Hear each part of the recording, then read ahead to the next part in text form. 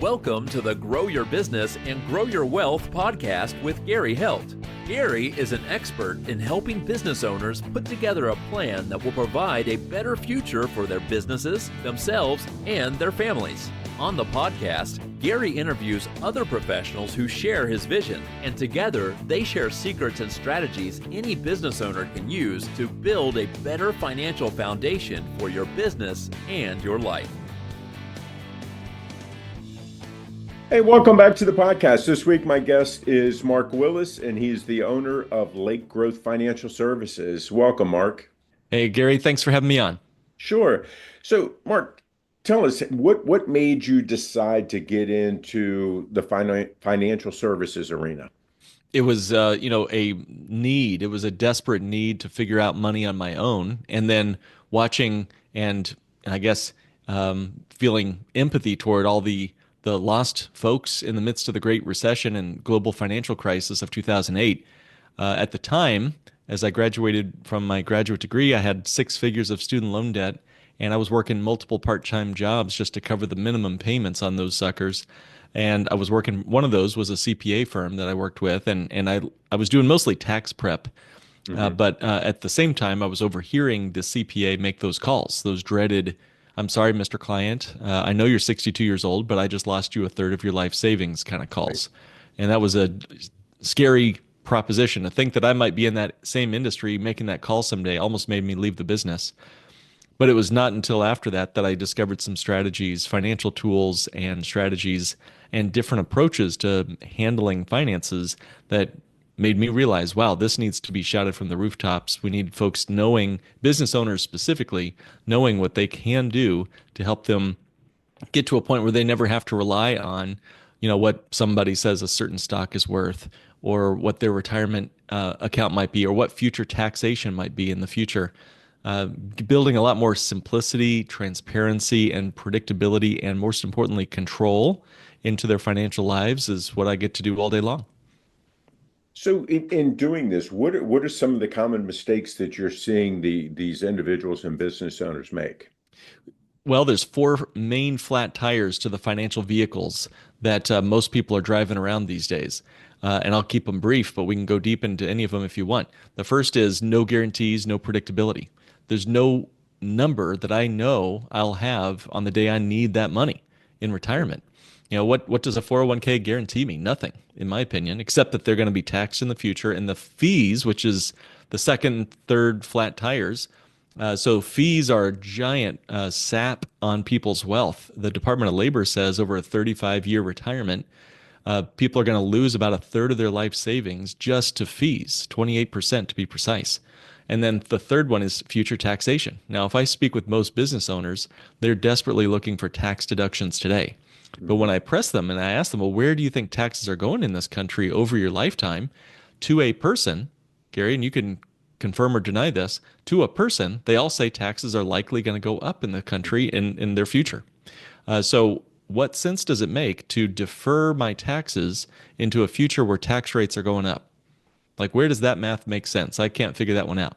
And then the final one is, no ability to discern how much to take out in retirement. This one takes a little explaining, but the 4th flat tire is the biggest one because no one knows how long we're going to live, and that means nobody knows the withdrawal rate of that 401k or IRA or SEP IRA or whatever it might be. How much, even if I got $2 million set aside in my solo 401k or SEP IRA or whatever, how am I supposed to know what the right amount of money is to take out of that? Yeah, sure, there's theories, and it used to say that the theory used to be 4% of your money every year. The 4% rule, folks know what that is. However, more recent studies have more fine-tuned that number to be closer to 2.8%. So if you're pulling, what's the number? If you got a calculator here, if you've got let's just say $1 million on a 401k, you can pull about 28 grand out a year without running out of money. That's a 90% success rate.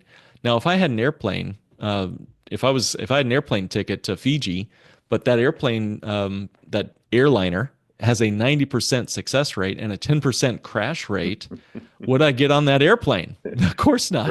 Right. So I want 100% sure success that I'm not going to outlive my money. So the 401k, IRA, typical traditional retirement plans fail on all 4 fronts. Yeah, I mean, I think, anytime that we talk to clients about, what their fears are, one is obviously is taxes. It's always taxes, and the other one is that they're going to outlive their income. There seems to be also now be more coming about, student loan debt and people wondering if am I ever going to be able to pay off my student loan debt? Um, how do you feel with, and again, you talked about, hey, I had to take on these extra jobs to pay mine off. So how do you feel about the student loan debt and also being able to save for your future? Yeah, many people think it's an either or proposition. Either I pay off my debt or I save. All the time, clients, business owners, real estate investors, they come to me and say, Mark, I got this business opportunity over here, or I got this savings investment opportunity over there, but I also got this old debt I got to take care of. It was actually a doctor. He made a pretty good income, and he was very proud of his investments. He was making about 12% over the last 5 years on several different index funds and mutual funds. However, that was in a taxable account, Hmm. and we looked at his debt level, and he was spending, Gary, get this, a little over 30% of his after-tax money on boats, credit cards, mortgages, the like. So I don't care what kind of investments you got in your 401k, Right, 12% after tax might be close to 9% or 8% versus your after tax 30%, which is a guaranteed negative rate of right. return. So the quandary is, well, Mark, should I just spend the next 5 years of my life paying off all this, business SBA loans and student loans and whatever else you got going on? But now you're 5 years older and you got 5 years less of compounding to work in your favor. So it is a quandary, but there's some strategies, and actually we've trademarked a few of them. One is known as the debt snowbank method. It's kind of a nickname off of the snowball method, but the snowbank method helps you become your own source of financing, be the banker, help you become your own source of financing, borrow from yourself rather than from the banks, and wipe out those debts one at a time. That's what we were able to do with our financial student loans, and that's what we help some other clients and business owners do as well. Right. I think that, as we go and college gets more and more expensive, we definitely need to look at other ways of being able to pay down this debt. And like you said, I mean, lots of times, yes, the people that, the doctors, lawyers, and things like that seem to incur, more debt, from that standpoint. Many times, in our counseling of people, when we're talking about picking colleges and universities and stuff like that to go to, I think more and more people now are starting to look at, okay, really, what's my ROI on this college or university that I Hmm. go to? Um, Same thing that people are looking at when they are looking at purchasing businesses. How do you guys go about that in counseling your clients when it comes to the ROI on the colleges, but then also on, deciding to purchase a business or start up their own business? Yeah, a lot of our clients are business investors. They've got a portfolio of businesses. They love the passive income. They love the tax advantages of owning a business. And, you're right. We need to think of college in much the same way as any other investment. I mean, truly, from a personal standpoint, you are your own greatest investment. And I mean that on a very practical level, not just a Right, woo-woo, mindset right. level, but on a very Yep. practical level. You increase your skill set, you're going to be more valuable in the marketplace. The trouble is, Gary, many of these colleges are no longer providing a valuable service to Mhm. increase your value, your personal value. And so far, we still have the patina of a college degree or a letters after our name that still looks pretty on a resume. But, what is the skill that you're going to bring that employer, or what is the skill you're going to bring to the marketplace if you're going to be an entrepreneur that actually translates into money in your pocket? I think really we need to come at college planning. If you have teenage children, or if you're going back to school, do the numbers on that. Is this college prepared to maybe even be financially involved in your success? There's some colleges who are going to say, "Hey, we'll split your first 5 years of wages, and we won't charge you a thing for tuition, but we'll now split your wages or give you some percentage of your wages, after you graduate." Now that's an aligned incentive structure, isn't it? Right. Because now the college needs you to get a good paying job or a business or whatever Right.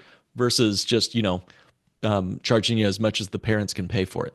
So the same is true with a good business. How can we build a business that, one, we can be proud of, two, that we can possibly sell, three, that we could pass on to future generations? There's a hotel in Japan, and it's over 1,000 years old. It's the oldest family-owned business in the world. It's been around for 46 generations. Can you Wow. imagine that, Gary? Now, what is the long-term vision of your business? Can you think 10 years out?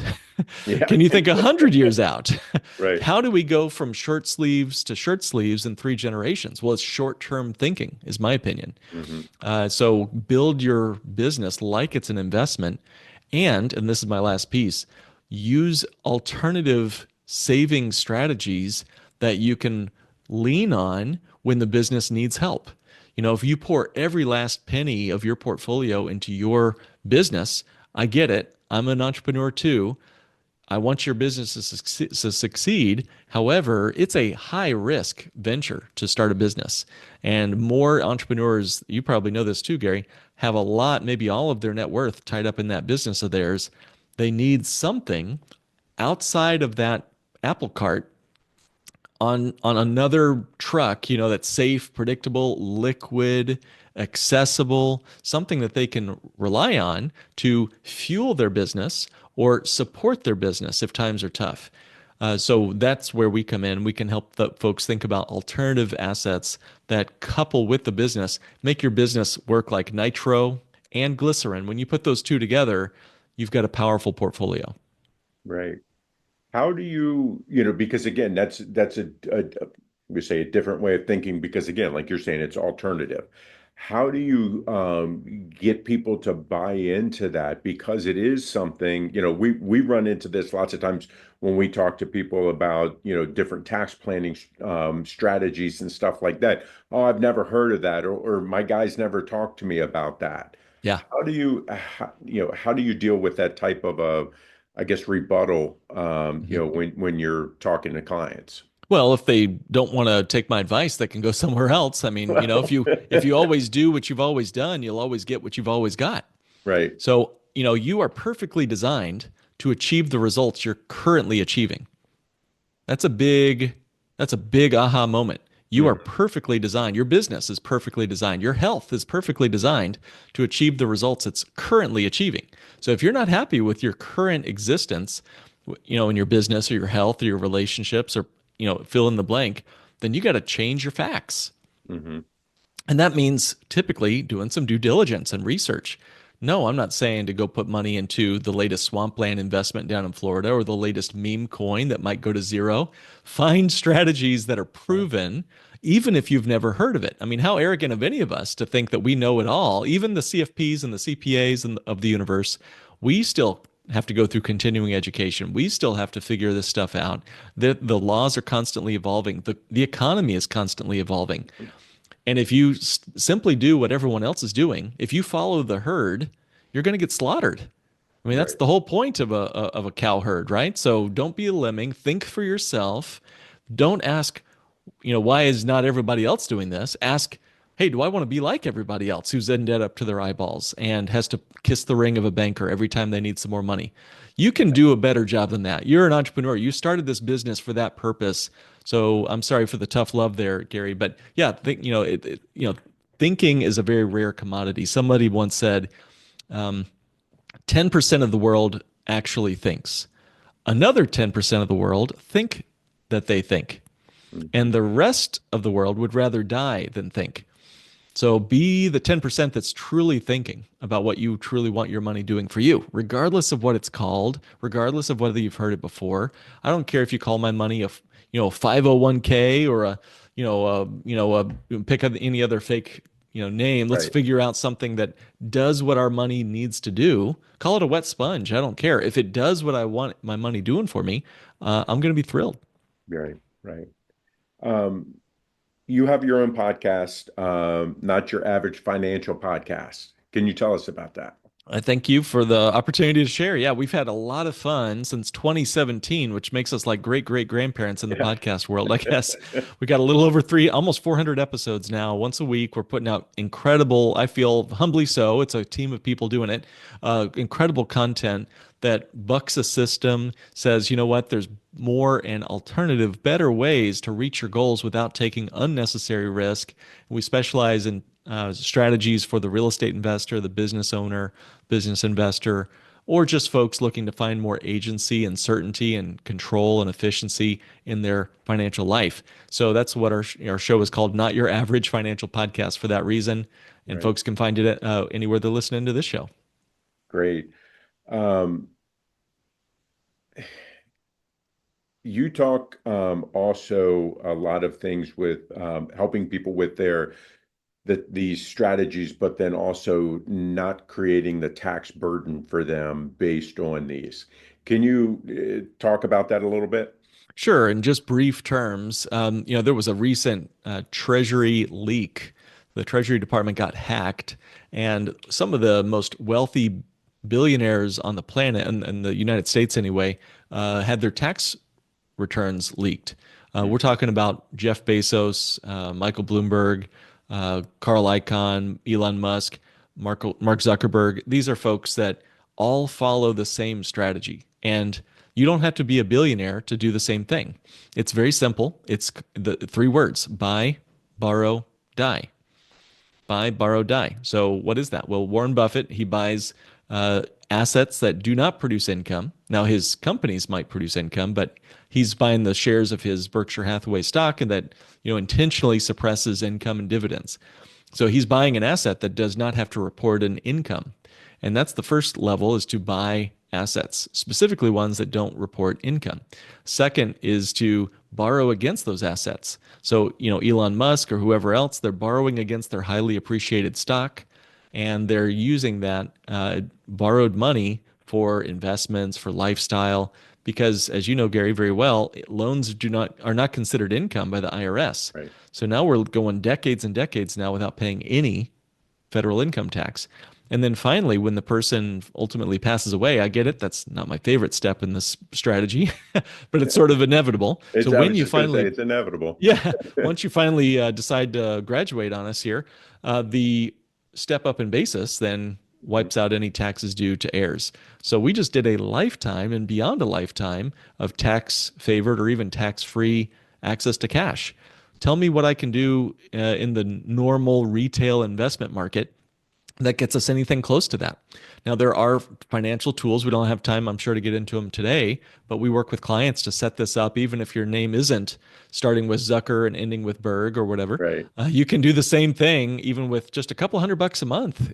Start there, grow where you can, or a couple $100,000 a month. Your decision on what you can afford to set aside for your future. Right. I think that's something, and then you guys have uh,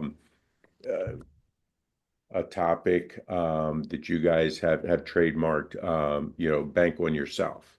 Hmm.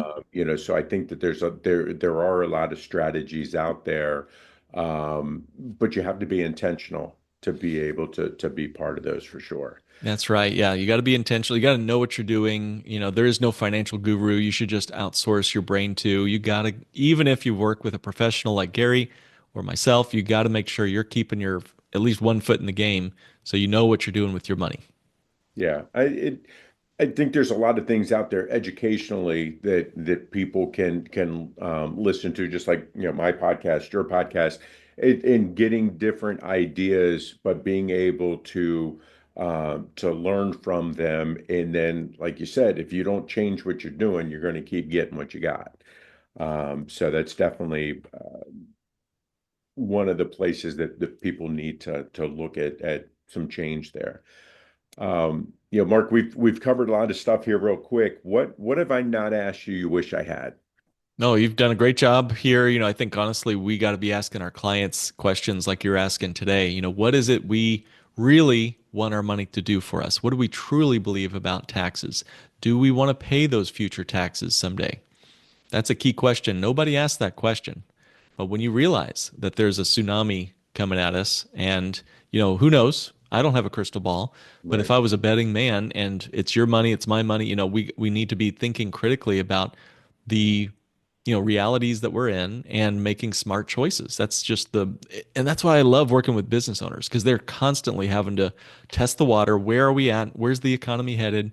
What's the interest rate on my mortgage going to be next month or whatever, and making a smart decision about that. So, I think honestly, keep up the great work. And if I could leave one bit of advice, tell everybody, I'll tell them now, give Gary a 5-star review on his podcast. He does a great job. He's doing a great job. He's got great content out there. So make sure to give him some love and give him some support and leave him that 5-star review.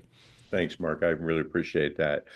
Mark, tell people again where they can, name of your podcast, where they can Sure. find it, where they can find more information about you and your firm, and if they want to reach out to you, how can they?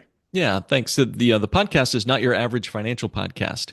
Folks want to find out and date me first, you can go there. If you'd like to have a conversation with me and get really into some possible solutions for you and your business, we have a 15-minute phone strategy session. If you go to notyouraveragefinancialpodcast.com and click on the button that says request a meeting, and make sure in that appointment time slot that you mention Gary's name or the name of the show so I know how you found us.